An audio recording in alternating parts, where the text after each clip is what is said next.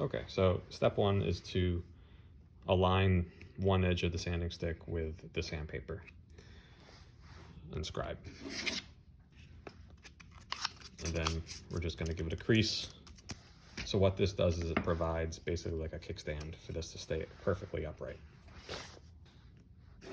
Scribe again, take it out, crease it one more time, fold and score until it's all done. So fold, score,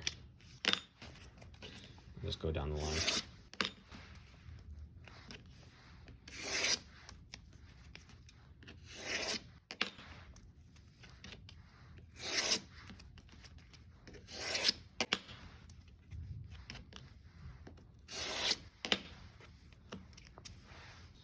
Binder clips,